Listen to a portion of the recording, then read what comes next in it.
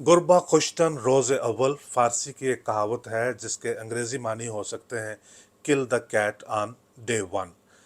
लगभग कुछ ऐसे ही ख्यालात चल रहे थे चीफ मिनिस्टर शेख अब्दुल्ला के दिमाग में और गवर्नर बीके नेहरू के दिमाग में। लेकिन तभी अचानक क्या हुआ कि एक कीड़े ने काट दिया चीफ मिनिस्टर को और उसके कुछ ही पल बाद दो कीड़े गए राजभवन में और उन्होंने गवर्नर को काट दिया। दोनों ने एक जम्मू शहर के अंदर एक आलीशान डिनर पार्टी में जाना था। कीड़े के काटने की वजह से दोनों नहीं जा पाए। बहुत ही दिलचस्प कहानी है आज की। मेरा नाम जफ़र चौधरी है। आप मेरे साथ सुन रहे हैं राजभवन की कहानियाँ, जिसके ज़रिए जम्मू कश्मीर का एक सियासी सफ़र और सेंट्रल स्टेट के रिलेशंस में एवोल्यूशन को भी हम समझने की कोशिश कर रहे हैं। लेकिन साथ ही साथ मुझे ख्याल है कि आपकी एंटरटेनमेंट भी चलती रहनी चाहिए। स्पेशल स्टेटस, इसके बारे में मुझे लगता है कि सुनते सुनते आपकी भी उम्र गुजर गई होगी और हमसे जो पहली जनरेशन हैं वो भी स्पेशल स्टेटस के बारे में बात सुनती आई हैं। और मुझे यकीन है कि आने वाली जनरेशन्स में भी जो स्पेशल स्टेटस का चर्चा वो होता रहेगा।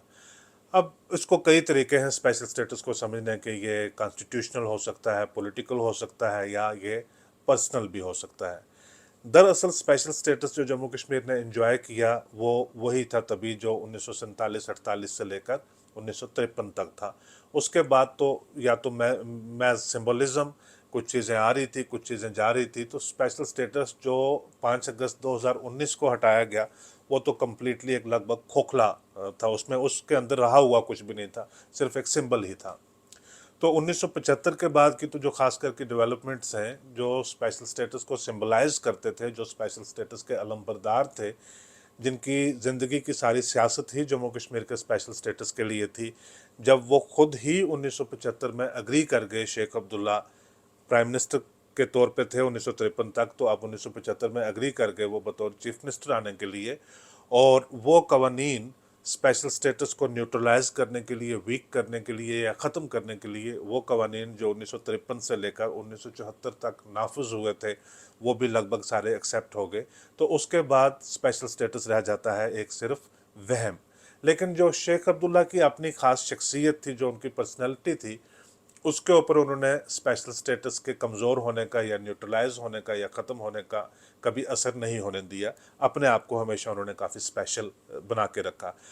पिछले एपिसोड में या उससे पिछले एपिसोड में भी आपने देखा होगा कि मैं बता रहा था कि गवर्नर जो होता है सुप्रीम कॉन्स्टिट्यूशनल अथॉरिटी किसी भी रियासत में, और हेड ऑफ द स्टेट, और स्टेटस और प्रोटोकॉल में गवर्नर सबसे टॉप पे होता है। बाकी लगभग सब लोग जो हैं वो गवर्नर से नीचे आते हैं, इंक्लूडिंग चीफ मिनिस्टर। तो लिहाजा अगर गवर्नर के साथ किसी ने मुलाकात करनी होती है तो चीफ मिनिस्टर भी उनको ज़ाती तौर पे मिलने के लिए जाते हैं, उनको अपने पास नहीं बुलाया करते। लेकिन शेख साहब के साथ थोड़ा मामला मुख्तलिफ था। वो गवर्नर को अपने पास ही बुला लिया करते थे। तरीका शायद कुछ भी अख्तियार करें, लेकिन वो अपने पास ही बुला लिया करते थे। तो उससे कम से कम इनको थोड़ी सारी ये फीलिंग रहती थी कि मेरा, या तो खुद की फीलिंग या जो लोगों को एक इम्प्रेशन रहता था कि देखिए शेख अब्दुल्ला जो है, आप पंजाब के चीफ मिनिस्टर देख लें, गुजरात के देख लें, महाराष्ट्र के देख लें, शेख अब्दुल्ला का वो स्टाइल नहीं है। गवर्नर तक भी उन्हीं से मिलने के लिए जाया करते हैं। आपने बड़े तफसील में सुना कि एल के झा थे, वो बहुत शेख अब्दुल्ला को ओबलाइज करते थे। 1973 से लेकर 81 जनवरी तक वो थे। अब झा जब जा रहे थे तो शेख ने ही प्रपोज किया था बीके नेहरू का नाम, क्योंकि बीके नेहरू को कुछ बार उनकी मुलाकात उनसे हो चुकी हुई थी। पेरिस में हुई थी, लंदन में, न्यूयॉर्क में, वाशिंगटन डीसी में, फिलाडेल्फिया में। लेकिन सबसे ज़्यादा जो ज़्यादा दिनों तक मुलाकात हुई थी वो 1978 या 89 की बात है, जब बी के नेहरू अनएम्प्लॉयड थे। 1977 के बाद उनके पास कोई असाइनमेंट नहीं थी। तो एक कंप्लीट फुल समर, 4 या 5 महीने जो है वो अपनी बेगम के साथ कश्मीर में आए हुए थे, क्योंकि कश्मीर एक सेहत अफजा मुकाम है। बहुत सारे लोग आकर कश्मीर में समर में ठहरा करते थे। तो वो आए थे, तो वो गेस्ट हाउस में रहते थे। लेकिन जो ज़्यादा रेगुलर मेहमान थे वो उस वक्त के गवर्नर एल के झा के मेहमान थे। तो उस वजह से कभी चीफ मिनिस्टर के यहाँ खाना हो रहा है, कहीं कभी चीफ मिनिस्टर उनके यहाँ आ रहे हैं, और वो अखबारात भी पढ़ रहे थे। तो लिहाजा अगर वो पूरा समर, पूरा सीज़न अगर वो कश्मीर में रहे थे तो वो चीफ मिनिस्टर की आदतों से भी काफ़ी वाकिफ़ हो चुके हुए होंगे। एक जो बड़ी इंपॉर्टेंट आदत उन्होंने चीफ मिनिस्टर की नोटिस की थी वो ये थी कि कोई भी पब्लिक इवेंट हो, कोई भी फंक्शन हो, चीफ मिनिस्टर ये चीज़ यकीनी बनाते थे कि पहले गवर्नर वहाँ पे पहुँच जाए और उसके बाद वो पहुंचे, ताकि जब चीफ मिनिस्टर पहुंचे तो जो लोग चीफ मिनिस्टर को रिसीव करने के लिए आए, चीफ मिनिस्टर को वेलकम करने के लिए आए, उनमें गवर्नर भी खुद शामिल हो। लेकिन जो नॉर्मल तरीका है इस सारे सिस्टम में वो ये होता है कि चीफ मिनिस्टर 2-4 मिनट पहले आते हैं, उसके बाद गवर्नर की तशरीफ आती है और चीफ मिनिस्टर उनको रिसीव करते हैं, क्योंकि वो स्टेट के हेड होते हैं। लेकिन जहाँ के वक्त मुसलसल जो है वो, जब तक जहाँ थे चीफ मिनिस्टर ने इसी तरह से करके रखा था कि वो कई बार तो आधा घंटा लेट, या फंक्शन शुरू हो गया, गवर्नर बैठे हुए हैं, सारी चीज़ें हो रही हैं, चीफ मिनिस्टर बहुत देरी से आते थे। और देरी से आने के ऊपर कभी वो रिग्रेट भी नहीं करते थे, वो कहते थे कि ये नॉर्मल है मेरे लिए, मैं तो इसी तरह से। अब फंक्शन है, गवर्नर वहाँ पे बैठे हैं, अपनी तकरीर की घड़ी के ऊपर देखा, कहते मुझे कुछ और मसरूफियात हैं, मैंने चले जाना, तो गवर्नर वहीं पे बैठा हुआ है। तो इस तरह से जो गवर्नर की पर्सनैलिटी है वो पब्लिक में काफ़ी ज़्यादा डिमिनिश हो जाती थी। शेख की ये इंटेंशन नहीं थी कि गवर्नर की पर्सनैलिटी डिमिनिश हो, उनकी ये इंटेंशन थी कि जो उनका स्टेचर है वो पब्लिक में बड़ा रहना चाहिए। इस चीज़ को बड़े करीब से बीके नेहरू ने, जब वो कश्मीर में मेहमान थे, तब उन्होंने नोटिस किया हुआ था। फरवरी, गालबन 26 फरवरी 1981 को जब वो गवर्नर बनकर आ गए, उसके कुछ रोज़ बाद एक इवेंट था जम्मू के अमर सिंह क्लब में, एक उनका एनुअल जनरल मीटिंग होती है और उसके बाद उनका एक एनुअल डिनर होता है, क्योंकि चीफ मिनिस्टर और गवर्नर की भी क्लब के साथ वाबस्तगी होती है। उन्होंने चीफ मिनिस्टर और गवर्नर दोनों को दावत दी हुई थी कि आपने डिनर पे आना है। अब ये पहला पब्लिक इंटरेक्शन होने जा रही थी। नेहरू आगे थे, कुछ रोज़ पहले उन्होंने बतौर गवर्नर ज्वाइन कर लिया हुआ था, चीफ मिनिस्टर के साथ 2-3 उनके जो दौर मुलाकातों के हो चुके हुए थे, लेकिन पब्लिक इवेंट के ऊपर अभी वो इकट्ठे बिल्कुल नहीं गए हुए थे। ये पहला इवेंट था जिसके ऊपर लोगों ने चीफ मिनिस्टर को और गवर्नर को इकट्ठे देखना था। और जो लोग ये नोटिस करते होंगे कि चीफ मिनिस्टर की और गवर्नर की केमिस्ट्री कैसी रहती है, शायद वो भी उस रात को इंतज़ार में रहे होंगे कि देखते हैं कि आज पहले कौन आता है, गवर्नर आता है या चीफ मिनिस्टर आता है, और चीफ मिनिस्टर और गवर्नर एक दूसरे को ट्रीट कैसे करते हैं। डिनर के बड़े आला इंतजाम थे, जम्मू शहर के जितने नोटेबल शख्सियात थी सारी उनको डिनर में बुलाया गया हुआ था। ब्यूरोक्रेट्स थे, पॉलिटिशियन थे, बिजनेस कम्युनिटी के लोग थे। क्लब वैसे भी एलीट लोगों का क्लब होता है, तो वो जो शहर के जितने एलीट थे वो सारे क्लब में आए हुए थे। और शुरुआत जब ये डिनर होता है तो उसमें छोटी मोटी स्पीचेस वगैरह होती हैं, वेलकम एड्रेस होता है और बातें होती हैं। उनके लिए जो मुकर्रर वक्त है वो रखा हुआ था 8 बजे का। ये गालबन मार्च 1981 के पहले हफ्ते की बात है। तो 8 बजे जो मुतवक्को था कि गवर्नर और चीफ मिनिस्टर 8 बजे शार्प वहाँ पे पहुँचेंगे, मिनट टू मिनट प्रोग्राम जो है वो सर्कुलेट कर दिया गया हुआ था।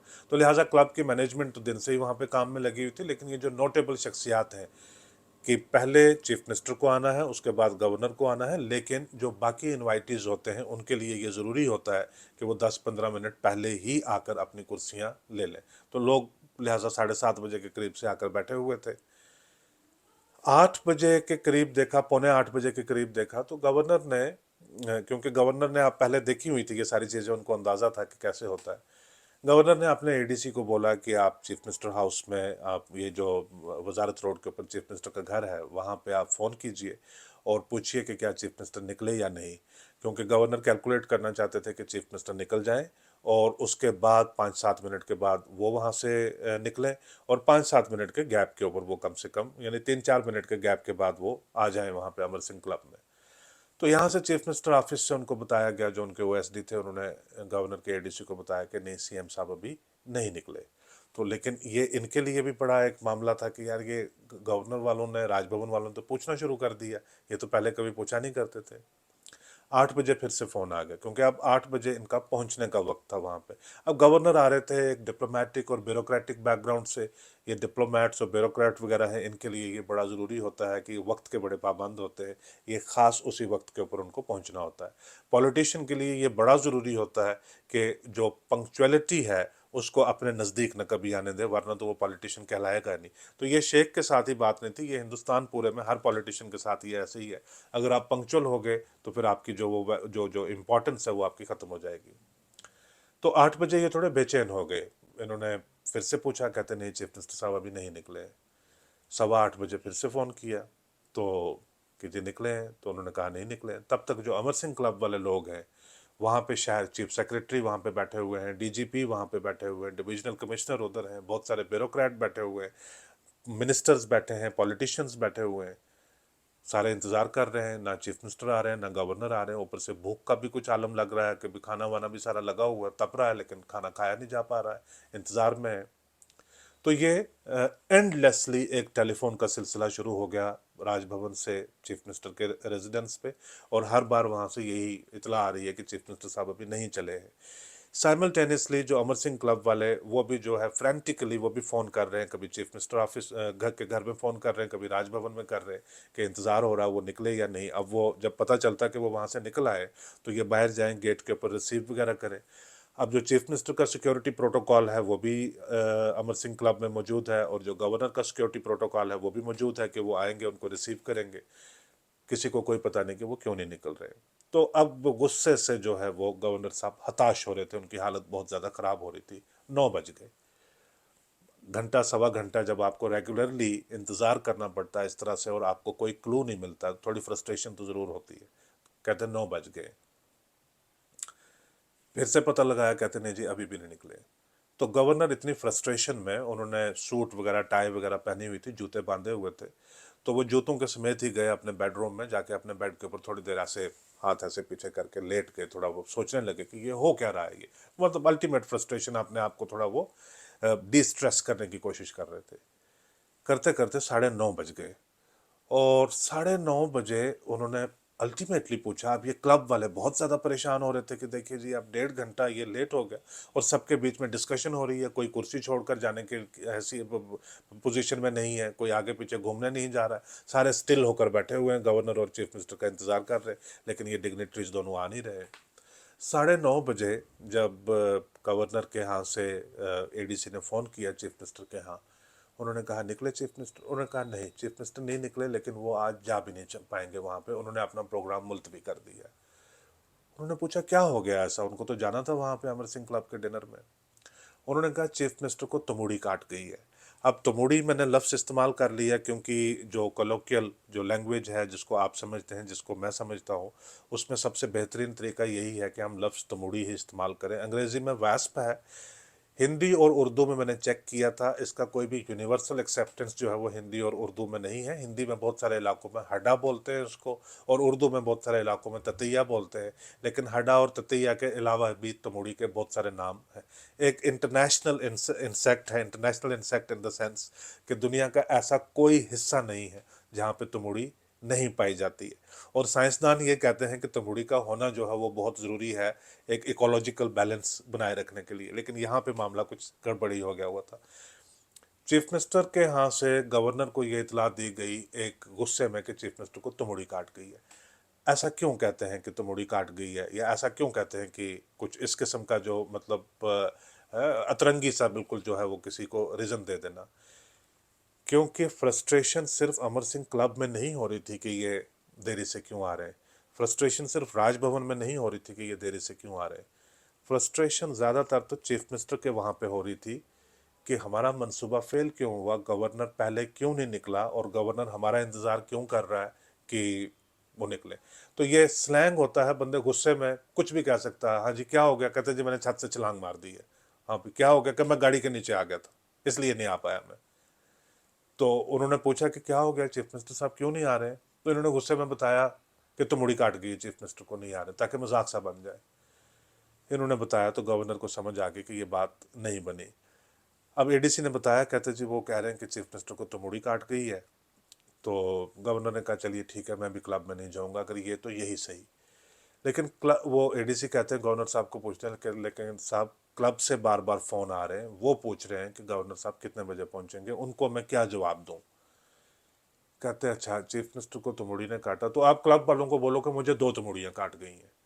जब ये बात फैली वहाँ पे क्लब में, तो बड़ी हैरानगी और बड़ा मजाक सा वहाँ पे बना कि ये तमूड़ी का क्या मामला। तो फिर आहिस्ता आहिस्ता जाके कि क्लैरिफाई हुआ कि तमूड़ी का ये इशू था। जो मैंने पहले फारसी की कहावत देकर शुरू किया था कि to kill the cat on the day one, इस इवेंट को यूटिलाइज करना चाहते थे चीफ मिनिस्टर भी और गवर्नर भी, क्योंकि पहला पब्लिक इवेंट था। तो चीफ मिनिस्टर भी मॉनिटर कर रहे थे कि क्या गवर्नर उसी तरह से मुझे फॉलो करते हैं जैसे पहले गवर्नर करते थे, तो लिहाजा थोड़ा डिले कीजिए, अलाउ कीजिए कि गवर्नर पहले जाएं और उसके बाद हम जाएंगे और गवर्नर हमको रिसीव करेगा। लेकिन गवर्नर के जहन में भी मंसूबा वही था कि आज ही का दिन है, आज कन्वे कर देते हैं, उनको इतला दे देते हैं, उनको समझा देते हैं, बता सकते हैं कि हम पहले जाने वाले नहीं हैं, आपको पहले जाना पड़ेगा, उसके बाद हम जाया करेंगे। तो इस तरह से वो, लेकिन बाद में ये तुमुड़ी का जिक्र आ गया। ये उसके बाद इन्होंने काफ़ी इसको जो है, ये आप एक इनके बीच में एक प्रॉब्लम बन गई, एक जो केमिस्ट्री है वो इनकी डिस्टर्ब होने लगी। लेकिन आहिस्ता आहिस्ता जो है वो शेख ने एडजस्ट करना शुरू किया। उन्होंने ये देखा कि इतने ज़्यादा पब्लिक फंक्शन हो ही ना जिसमें गवर्नर और चीफ मिनिस्टर इकट्ठे हों, लेकिन ज़ाती तौर के ऊपर कभी कभी फिर भी घर पे ये बीके नेहरू को बुला ही लिया करते थे, ऐसी बात नहीं है। शामी कबाब का शौक़ रखते थे बीके नेहरू बहुत ज़्यादा। तो शामी कबाब बहुत बेहतरीन जो है वो शेख अब्दुल्ला के खानसामा बनाया करते थे। तो उन्होंने कहा आज बहुत बेहतरीन शामी कबाब बने हैं, आप आइए ज़रा लॉन में बैठकर खाते हैं। तो वो आ जाते थे।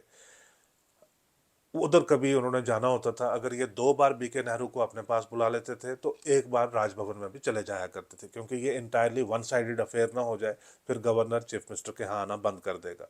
तो किसी दिन ये कह देते थे बीके नेहरू को कि यार कुछ शामी कबाब का इंतज़ाम करवाओ, तो मैं आपके साथ लॉन में बैठ के गप वप करूँगा और कहवा पीते हैं कुछ। हालांकि बीके नेहरू के यहाँ मेहमानों को विस्की के ऊपर ही ज़्यादा ट्रीट किया जाता था, लेकिन शेख विस्की नहीं पिया करते थे। तो ये 2 बार अपने यहाँ बुलाया, एक बार वहाँ पे भी चले गए। एक बात दिलचस्प आखिर में बता देता हूँ, एक यूनिवर्सिटी का फंक्शन था और वहाँ पे तमाम तर कोशिशें करने के बावजूद गवर्नर पहुँच गए पहले और चीफ मिनिस्टर नहीं आया। हालांकि उन्होंने अपनी सारी इंटेलिजेंस इस्तेमाल की हुई थी, सर किया हुआ था। उनको इतला मिल गई कि चीफ मिनिस्टर निकल चुके हैं अपने यहाँ से, और गवर्नर जो है उसके 4-5 मिनट के बाद निकल आए। चीफ मिनिस्टर अपने यहाँ से तो निकले, लेकिन उन्होंने टर्न ले लिया, रास्ता बदल दिया, तब्दील कर दिया, कहीं और चले गए। वो काफ़ी 35-40 मिनट देरी के बाद जो है वो यूनिवर्सिटी में पहुंचे। लेकिन गवर्नर जैसे आए, उन्होंने देखा कि चीफ मिनिस्टर तो है नहीं है। गवर्नर ने इंसिस्ट करना शुरू कर दिया कि आप फॉर्मल जो फंक्शन है उसको आप शुरू कर दीजिए। उन्होंने कहा नहीं, जो फॉर्मल फंक्शन का शेड्यूल है वो इसी तरह से है कि चीफ मिनिस्टर आएंगे तो उसके बाद हम शुरू करेंगे। इन्होंने कहा नहीं, अगर ऐसा नहीं आप करोगे तो मैं चला जाऊंगा। तो इन्होंने गवर्नर को सेटिस्फाई करने के लिए मतलब एक नकली सा जाली इंतज़ाम किया, फेक, जो वो म्यूज़िक व्यूज़िक या छोटा मोटा जो इंतज़ाम था वो करके शुरू कर दिया, ताकि गवर्नर को लगे कि फंक्शन शुरू हो गया हुआ है और ये म्यूज़िक के साथ, डांस के साथ, कोई आर्ट की चीज़ के साथ, उसके साथ इनका टाइम पास हो जाएगा। तो गवर्नर की इज्जत तो रह गई, लेकिन जैसे चीफ मिनिस्टर आए तब उनका एजेंडा निकला और तब उन्होंने जो प्रोग्राम है यूनिवर्सिटी वालों ने शुरू किया। इससे ज़्यादा कुछ वाक़या इनके बीच में जो पब्लिक इवेंट के ऊपर ज़्यादा नहीं हुए, लेकिन बहुत इंटरेस्टिंग जो टेन्योर है बीके नेहरू का वो रहा। इसी दौरान बीके नेहरू ही थे जम्मू कश्मीर के गवर्नर जब शेख का इंतकाल हो गया 1982 में। तो 81 में ये आए थे, 82 में शेख का इंतकाल हो गया। उनको मौका मिला, उन्होंने शेख अब्दुल्ला के साथ भी काम किया, फारूक अब्दुल्ला के साथ भी काम किया। मुझे लगता है कि बीके नेहरू की टर्म से बहुत दिलचस्प किस्से, बहुत इन्फॉर्मेटिव और बहुत इंस्ट्रक्टिव किस्से जो हैं वो आएंगे अगर आप बने रहेंगे मेरे साथ इस सीरीज़ में। आज का एपिसोड देखने के लिए आपका बहुत शुक्रिया। Many thanks as always.